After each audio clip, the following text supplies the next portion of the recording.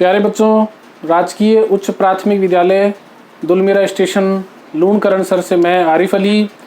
आज हम कक्षा 8 का जो पहला पाठ है कृषि प्रबंधन,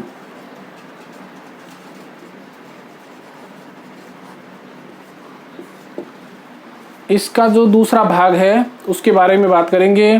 पहले भाग में हम एक वीडियो के द्वारा ये बता चुके हैं कि फसल किसे कहते हैं, फसलें ऋतुओं के आधार पर कितने प्रकार की होती है और उपयोग के आधार पर फसलें कितने प्रकार की होती है। साथ ही उपयोग के आधार पर फसलों के किस प्रकार से सैंपल्स लेकर प्रोजेक्ट कार्य किया जाता है, ये भी हम एक वीडियो के माध्यम से बता चुके हैं। आज कृषि प्रबंधन के अंतर्गत जो इसका दूसरा भाग है, जिसमें हम ये जानेंगे कि फसल के चरण क्या क्या होते हैं, यानी फसल की क्या क्या स्टेप्स हैं, पहले क्या किया जाता है, फिर क्या किया जाता है, फिर क्या किया जाता है। साथ ही हम ये जानेंगे कि कौन से चरण में कौन कौन से कृषि औजारों की उपयोग होता है और किस प्रकार का ध्यान प्रत्येक चरण में उन्नत फसल प्राप्त करने के लिए किया जाता है। तो फसल के अगर अपन चरणों की बात करें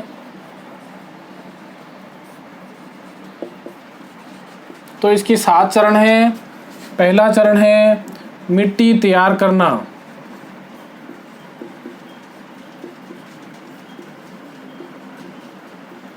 जिसे हम जुताई करना भी कहते हैं।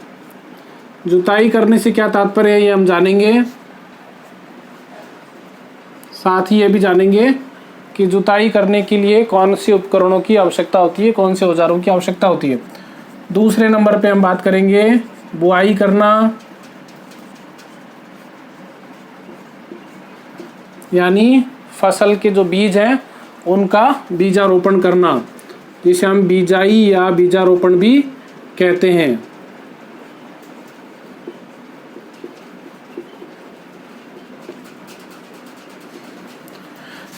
तीसरे नंबर पर खाद एवं उर्वरक देना। हम जानेंगे खाद और बीज में क्या अंतर है और दोनों में से कौन ज़्यादा लाभदायक है और दोनों में क्या अंतर है। चौथे नंबर पे हम जानेंगे सिंचाई करना। सिंचाई के लिए जल के क्या क्या स्रोत होते हैं, सिंचाई के साधन क्या क्या हैं और सिंचाई का फसल के लिए क्या महत्व है, इसके बारे में हम इस चरण में जानेंगे। 5वें चरण में हम जानेंगे फसल की सुरक्षा,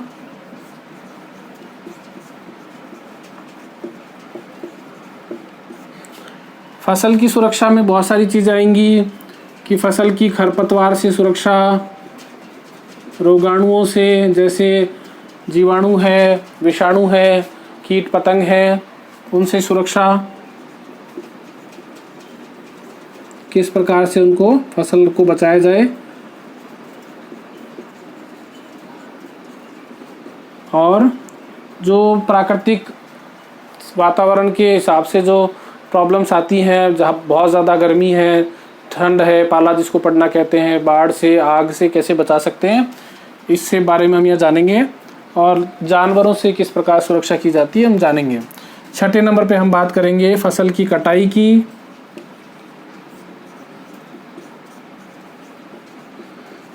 इसके लिए कौन कौन से उपकरण काम आते हैं। और 7वें नंबर पे हम बात करेंगे फसल का भंडारण।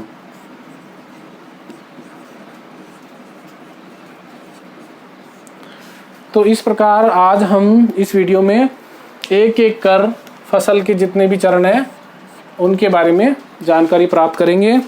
तो पहला चरण हम लेते हैं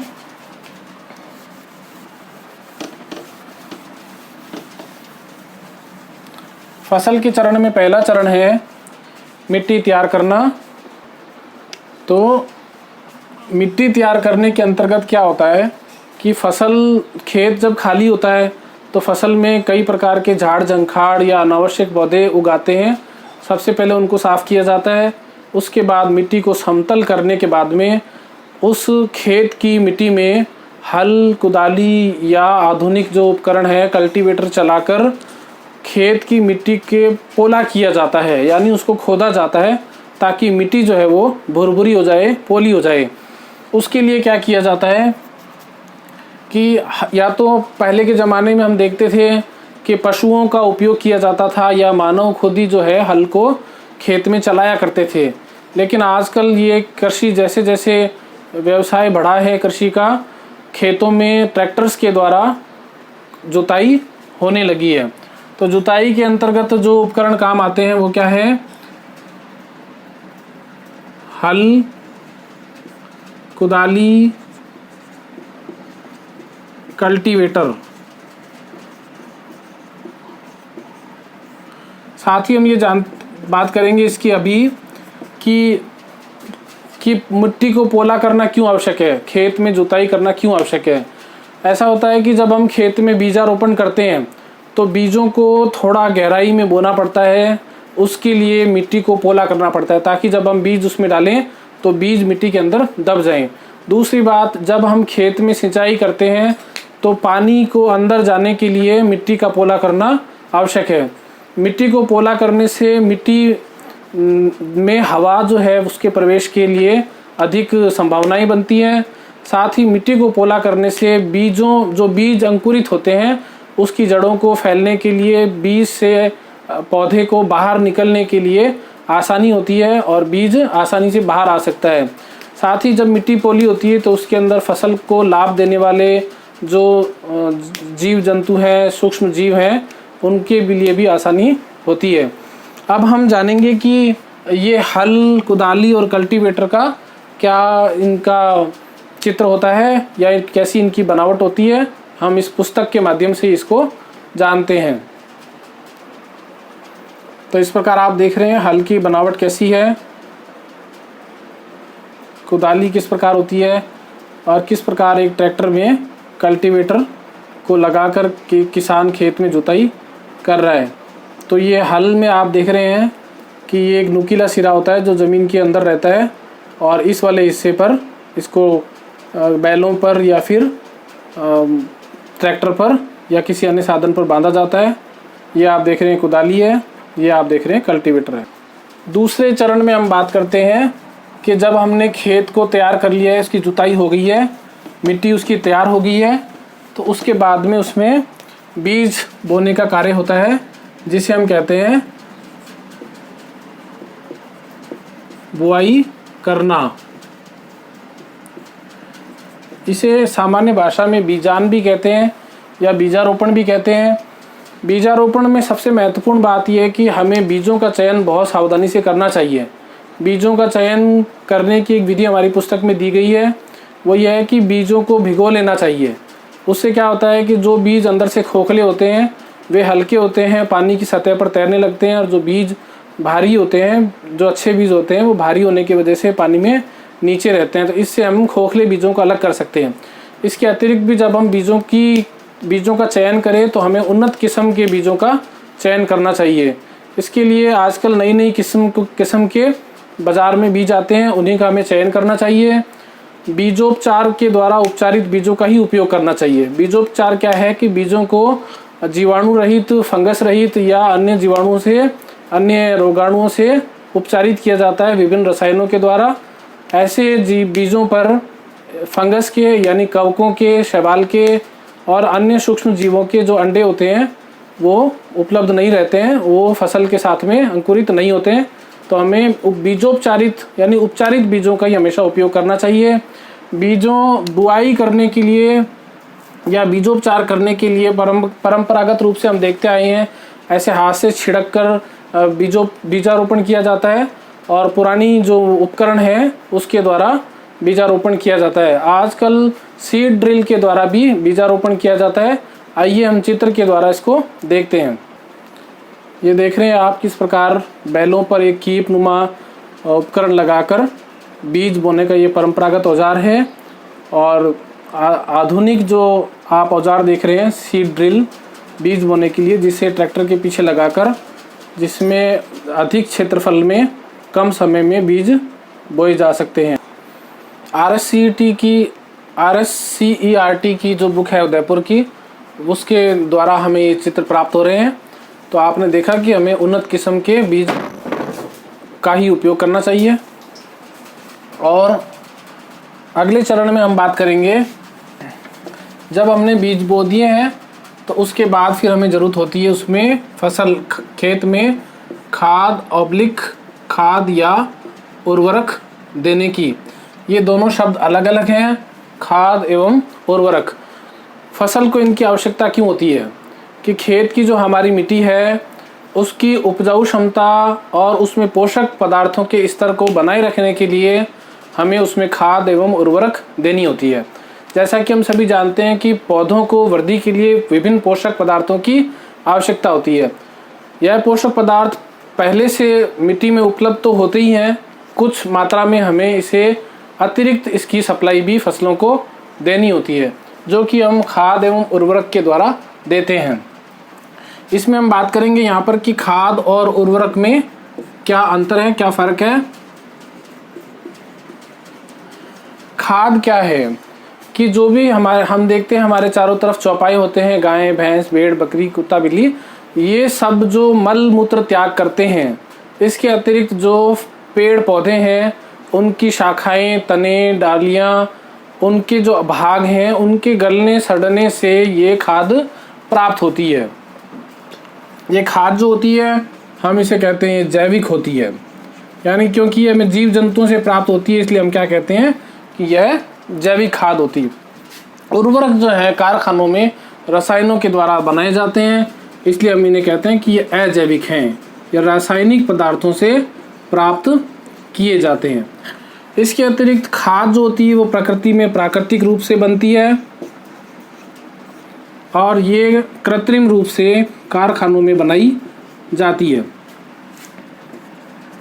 तीसरे नंबर पे हम बात करेंगे कि क्या इसके प्रकार क्या हैं। इसके प्रकार हम बात करते हैं कंपोस्ट और वर्मी कंपोस्ट।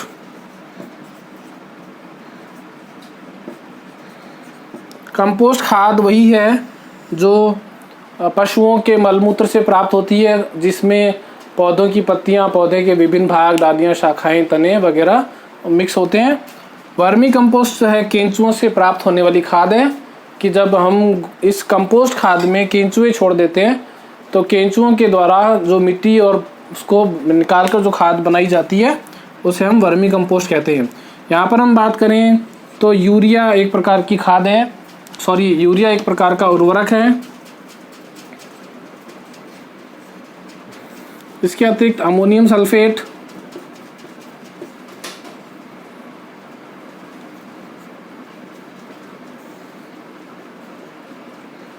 पोटाश,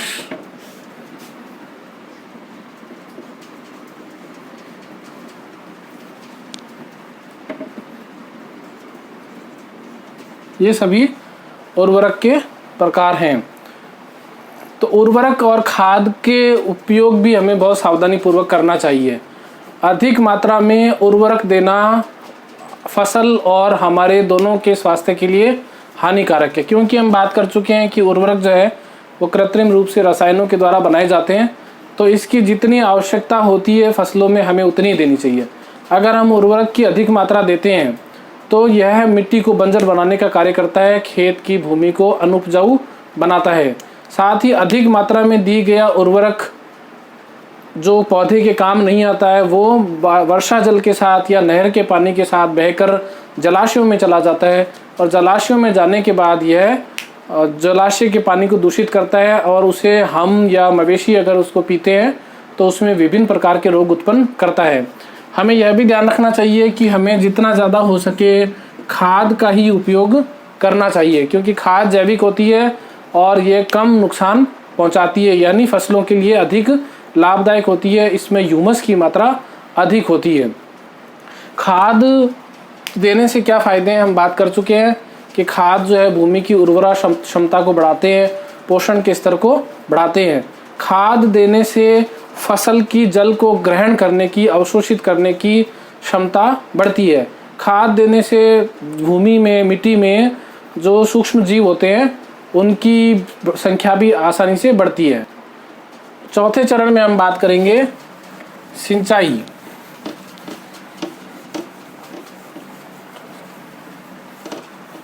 सिंचाई करना, सिंचाई का क्या मतलब है?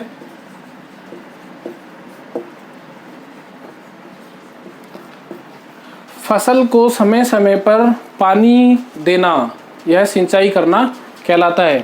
तो इसकी सिंचाई के लिए भी बहुत सी चीज़ों का ध्यान रखना होता है कि फसल की कितनी बार सिंचाई करनी है। यह फसल के आधार पर तय होता है। कुछ फसलों को समय जल्दी जल्दी सिंचाई करनी पड़ती है, कुछ फसलों के लिए कम पानी की आवश्यकता होती है। साथ ही जैसा कि हम राजस्थान की बात करें तो हमारे यहाँ पानी की उपलब्धता बहुत कम होती है। तो कम पानी में किस प्रकार से सिंचाई की जाती है, उसके उपकरणों को किस तरह से उपयोग करना चाहिए, इस पर भी हम बात करेंगे। तो सबसे पहले हम बात करते हैं कि सिंचाई के लिए जल के स्रोत क्या हैं। तो प्रश्न इस प्रकार आता है कि सिंचाई के लिए जल के स्रोत बताइए। तो कई स्रोत हैं। हम बात करते हैं सिंचाई के लिए जल प्रमुख रूप से नदियों से, यानी नदी, तालाब, झरने,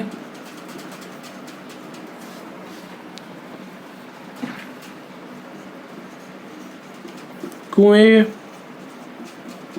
बांध, बावड़ी, नलकूप, नहरें। तो ये कुछ सिंचाई के स्रोत हैं जहाँ से हमें सिंचाई के लिए पानी मिलता है। जहाँ नदियाँ होती है वह नदियों से, तालाब से, झरनों से, कुएं से, बांध से। बांध क्या होता है कि नदी के बहते हुए पानी को रोककर दीवार खड़ी करके जो पानी इकट्ठा किया जाता है। बावड़ी, नलकूप और नहरें, इनके द्वारा हमें सिंचाई के लिए जल उपलब्ध होता है। फिर हम बात करेंगे कि सिंचाई के साधन क्या है, यानी किस प्रकार से सिंचाई के लिए पानी निकाला जा सकता है। तो उसके अंदर हम बात करेंगे 2 प्रकार से सिंचाई के साधन हैं। जो प्राचीन हमारे परंपरागत साधन है वो, और आधुनिक साधन क्या क्या हैं। परंपरागत साधन में चड़स, रहट, ढेकली और मोट। चित्र के द्वारा हम इनको देखेंगे कि कैसे ये इनकी बनावट होती है। साथ ही आधुनिक जो उपकरण हैं जिसके अंदर आजकल डीजल के पंप होते हैं, यानी ये पंप होते हैं जो कि डीजल से चलते हैं या विद्युत मोटर से भी ये पंप चलते हैं।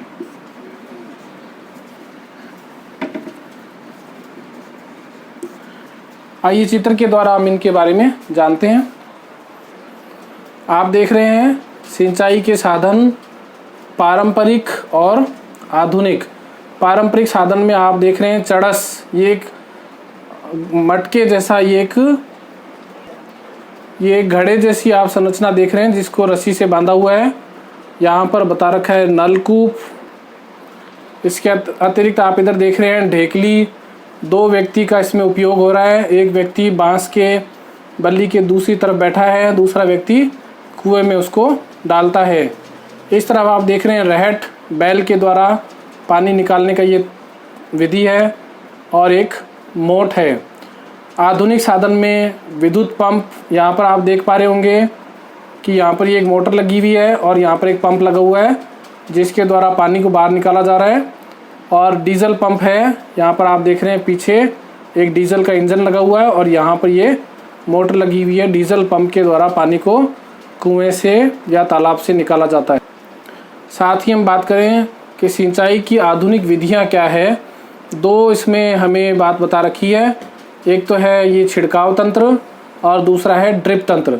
छिड़काव तंत्र में आप देख रहे हैं कुएं में या जो भी डिग्गी हमने बना रखी है उस पर एक मोटर लगी हुई है और उससे पाइप की सप्लाई, पूरे खेत में पाइप बिछा रखे हैं जिसमें फव्वारे लगे हुए होते हैं और इससे स्प्रिंकलर के द्वारा यानी फव्वारों के द्वारा खेत की फसलों में सिंचाई की जाती है। असमतल भूमि के लिए सिंचाई उपयोगी है। जहाँ पर भूमि में ज़्यादा टेढ़ापन नहीं है, उतार चढ़ाव नहीं होता है, समतल भूमि के लिए बूंद बूंद सिंचाई भी की जाती है। बूंद बूंद सिंचाई के अंतर्गत पूरे खेत में पानी के पाइप बिछाए हुए होते हैं जिनमें जगह जगह पर छिद्र होते हैं और इन छोटे छोटे छिद्रों से लगातार भूमि में पानी की सप्लाई होती रहती है। तो पानी को बचाने के लिए सिंचाई की आधुनिक विधियां, छिड़काव तंत्र और ड्रिप तंत्र का उपयोग किया जा सकता है। सिंचाई के बाद अगला चरण है फसल की सुरक्षा करना। तो फसल को किस किस चीज़ से खतरा होता है पहले हम ये जानते हैं। फसल को प्रमुख रूप से जो खतरा होता है वो हम लिख लेते हैं। फसल को खतरा हो सकता है, फसल जो खरपतवार होती है उससे फसल को खतरा हो सकता है रोगाणुओं ऑब्लिक कीटों से। ये रोगाणुओं में हम बात करेंगे फंगस की और यानी फफूंद की और जीवाणुओं की, बैक्टीरिया और फंजाई की। तीसरे नंबर पे हम बात करते हैं कि जो प्राकृतिक प्रकोप हैं, प्राकृतिक आपदाएं हैं जिनसे बहुत ज़्यादा तो बचाव नहीं किया जा सकता, लेकिन ऐसी आपदाएं आने पर पहले से कुछ तैयारियां की जा सकती है। प्राकृतिक आपदाएं या प्राकृतिक कारण। चौथे नंबर पे हम बात करते हैं जानवरों से, जो चौपाए हैं उनसे किस प्रकार फसलों को नुकसान होता है और किस प्रकार बचा सकते हैं। तो हम बात करते हैं सबसे पहले खरपतवार की। खरपतवार क्या होती है कि फसल क्या होती है कि निश्चित ऋतु में निश्चित क्षेत्र में एक ही प्रकार के बीजों को बोया जाता है, एक ही प्रकार के पौधों को उगाया जाता है। उस क्षेत्र में जो अनावश्यक पौधे उगाते हैं जिन्हें हमने नहीं उगाया है, वे अनावश्यक उगने वाले पौधे फसलों को बहुत नुकसान पहुंचाते हैं। वे क्या नुकसान पहुंचाते हैं? वे जो हम फसल के लिए पोषक पदार्थ मिट्टी में होते हैं या हम मिट्टी में डालते हैं खाद के रूप में, उर्वरक के रूप में, वो उसको काम में ले लेते हैं। यानी फसल के लिए आवश्यक पोषक पदार्थों को वो उपयोग में ले लेते हैं। इससे फसलों को नुकसान होता है। साथ ही जो पानी की हम सिंचाई करते हैं वह पानी भी वह खरपतवार उपयोग कर लेती है। इसके अतिरिक्त वह जगह को भी घेरती है, जिससे फसल को बढ़ने में, फैलने में समस्या होती है। तो ऐसी स्थिति से निपटने के लिए हम क्या करते हैं कि इस खरपतवार को हमें निकालना ज़रूरी होता है। खरपतवार को निकालने के लिए समय समय पर खेत में निराई और गुड़ाई करते हैं। निराई और गुड़ाई दो शब्द हैं, निराई और गुड़ाई। निराई क्या है कि जो खरपतवार उग आई है उसे हाथ से या कुदाली वगैरह से निकाल देना जमीन से, जड़ सहित, वह क्या कहलाता है? निराई कहलाता है। गुड़ाई क्या है कि वर्षा के बाद खेत की मिट्टी वर्षा के कारण जम जाती है और उस मिट्टी में हवा के प्रवेश में समस्या होती है। तो उस मिट्टी को कुदाली के द्वारा या अन्य औजारों के द्वारा खोदकर पोली कर देना, खोखला बनाना, उसको उखाड़ना, धीरे धीरे उलट पुलट करना, वह क्या कहलाता है? गुड़ाई कहलाता है। इसके अतिरिक्त खरपतवार नाशी 2,4-D आता है, एक रसायन है, या अन्य खरपतवार नाशी पदार्थ होते हैं जिनका छिड़काव समय समय पर किया जाता है, जो कि खरपतवार से फसल की सुरक्षा करते हैं। रोगाणुओं यानी फफूंद, या जिसे हम क्या कहते हैं, कवक, और जीवाणुओं यानी बैक्टीरिया के द्वारा भी फसलों को नुकसान होता है। कई कीट भी होते हैं जो कि फसलों को नुकसान पहुंचाते हैं, जैसे टिड्डी है या अन्य प्रकार के जो कीट पतंग हैं वो फसलों को नुकसान पहुंचाते हैं और इनकी संख्या बहुत तेज़ी से बढ़ती है। तो ये बड़ी संख्या में नुकसान पहुंचाते हैं। तो उसके लिए क्या होता है कि फफूंदनाशी और जीवाणुनाशी और कीटनाशी पदार्थ होते हैं, इनका छिड़काव, इनका स्प्रे समय समय पर करना होता है। इनका स्प्रे करते समय बहुत अधिक सावधानी रखने की आवश्यकता होती है कि कीटनाशी, फफूंदनाशी, जीवाणुनाशी जो पदार्थ होते हैं, जब हम घर में इसका भंडारण करते हैं, खेत में इसका भंडारण करते हैं, तो इसको बच्चों की पहुंच से हमेशा दूर रखना चाहिए। साथ ही स्प्रे करते समय भी जितने भी सुरक्षा उपकरण है, मास्क है और अन्य सुरक्षा उपकरण है, उस सबको लगाकर ही हमें खेतों में इनका स्प्रे करना चाहिए। प्राकृतिक कारण के अंतर्गत क्या है कि जब कभी बहुत अधिक सर्दी पड़ती है तो पाला पड़ने की संभावना रहती है। ऐसी स्थिति में फसलों पर आपने देखा होगा आजकल पॉलीथीन जो है बांध कर रखा जाता है ताकि फसलों को नुकसान ना हो। इसके अतिरिक्त प्राकृतिक, जब मान लीजिए कभी ज़्यादा लू चलती है तो फसलों में रात के समय सिंचाई करनी होती है ताकि फसल को तापाघात ना हो जाए, यानी फसल अधिक गर्मी के कारण नष्ट ना हो जाए। इसके अतिरिक्त जब आंधी तूफान आते हैं तो भी फसलों को बचाने के लिए जितने संभव प्रयास होते हैं वो हम करते हैं। इसी के अतिरिक्त फसल में कभी अचानक से आग लग सकती है, उसके लिए पहले से हमें अग्निशामक यंत्र का जो उपयोग है उसको रखना चाहिए ताकि उसको जब ज़रूरत हो काम में ले सकें। जानवरों से फसल को बचाने के लिए खेत के चारों तरफ तार की या झाड़ी कंटीली झाड़ियों की बाड़ लगाई जाती है। इसके अतिरिक्त बिजुका लगाए जाते हैं और जगह जगह पर बार बार हम उसकी रखवाली करते हैं। अगले चरण में हम बात करते हैं फसल की कटाई। फसल की सुरक्षा की बात हम कर चुके हैं। अगला बिंदु है फसल की कटाई। जब फसल पक जाती है तो फसल के दानों को हमें प्राप्त करना होता है, या फसल का जो भी भाग है जो हमारे लिए उपयोगी उसको हम अलग करते हैं। तो इसके लिए फसल के अनुसार या तो पूरे के पूरे पौधे को उखाड़ कर अलग कर लिया जाता है, या जो पौधे का उपयोगी भाग है उसको काट कर अलग कर लिया जाता है। परंपरागत तौर पर कुदाली, हंसिये से या दतीली से इसको काट कर अलग किया जाता था, लेकिन आजकल इसके लिए हार्वेस्टिंग मशीनें आ गई है।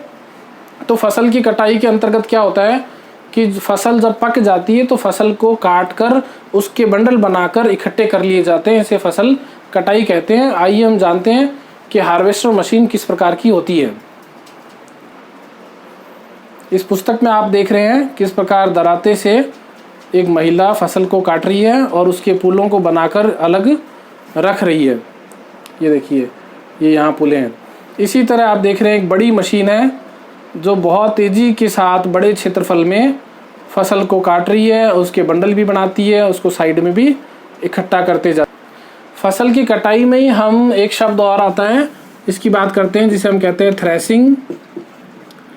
थ्रेसिंग क्या है कि जब हमने फसल को काट लिया है तो फसल को फिर खेत में ही छोड़ देते हैं ताकि उसकी जो नमी है वो हट जाए। फसल की जितना भी भाग है, पेड़ का जितना, पौधे का जितना भी भाग है, वो पूरी तरह सूख जाए। सूखने के बाद में परंपरागत तौर पर हम देखते थे कि उसको फसल के दानों को अलग करने के लिए उसको किसी पत्थर पर या लकड़े के गट्टे पर पटका जाता था जोर जोर से, ताकि उससे दाने अलग हो जाएं। फिर उसे हवा के द्वारा दानों को और भूसे को अलग किया जाता था। आजकल यह कार्य थ्रेशिंग मशीन के द्वारा होता है। आइए हम देखते हैं थ्रेशिंग मशीन किस प्रकार की होती है। आप देख पा रहे हैं किस प्रकार से ये महिलाएं इस पेड़ के तने पर सूखी हुई फसल के बंडल्स को फटक रही है, जिससे दाने अलग हो रहे हैं। आजकल एक नई मशीन जो है ये कॉम्बाइन मशीन है, जो खेत में टेम्परेरी रूप से मंगवाई जाती है। इसके अंतर्गत आप देख रहे हैं बड़ी मशीन में बड़े बड़े जो बंडल्स होते हैं, पुलिये जो बनाए हुए होते हैं उसको डालते रहते हैं। उससे फसल से भूसा और दाने दोनों अपने आप अलग कर दिए जाते हैं स्वचालित रूप। फसल के दानों को अलग करने के बाद जो अंतिम जो प्रोसेस होती है, अंतिम जो चरण होता है, वह है फसल का भंडारण। भंडारण करने के लिए सबसे पहले ऐसे स्थान का चयन किया जाता है जहाँ पे नमी कम होती है, जहाँ का तापमान कंट्रोल किया जा सकता है, तापमान को नियंत्रित किया जा सकता है, और जहाँ पर जो कीट हैं, कीट पतंगे हैं, चूहे हैं या अन्य फसल को नुकसान पहुँचाने वाले जीवों से उसको सुरक्षा प्रदान की जा सके। तो इसके लिए फसल को जीवाणु और कवक रोधी वातावरण उपलब्ध कराया जाता है, जहाँ आर्द्रता यानी नमी कम रहती है और जितना कंट्रोल्ड सूर्य का प्रकाश है वो वहाँ पर पहुँच सकता है। इस प्रकार से फसल का भंडारण किया जाता है। फसल भंडारण के लिए फसल के दानों को बोरियों में या ड्रम्स में भरकर रखा जाता है। फसल और पर्यावरण की हम बात करें तो पर्यावरण के लिए फसलें किस प्रकार उपयोगी हैं।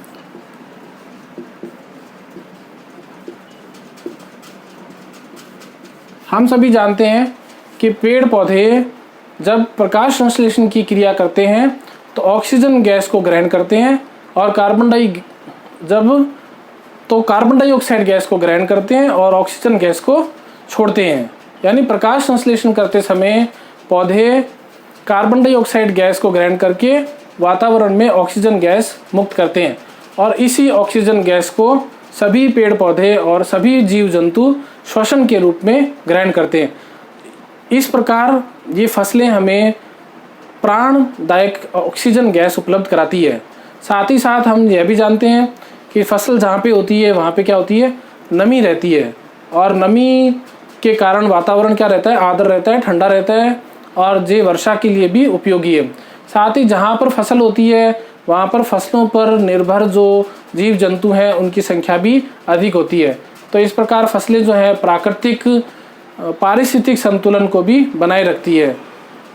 इसके बाद हम बात करते हैं, एक महान हमारे वैज्ञानिक हैं प्रोफेसर MS स्वामीनाथन।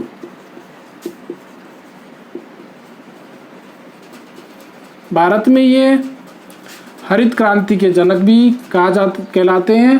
हरित क्रांति में इन्होंने बहुत बड़ा योगदान दिया है। इनका जन्म 7 अगस्त 1925 को तमिलनाडु में हुआ और हरित क्रांति में इन्होंने बहुत योगदान दिया। इनके प्रयासों से ही भारत कृषि के क्षेत्र में संपन्नता की तरफ बढ़ा। हरित क्रांति के लिए इन्होंने बहुत योगदान दिया और उन्नत किस्म के बीज किस प्रकार बनाए जाते हैं इन्होंने इस पे बहुत अधिक कार्य किया। इसके लिए भारत सरकार की तरफ से इन्हें पद्म भूषण, पद्म विभूषण, पद्मश्री इत्यादि पुरस्कारों से नवाजा गया।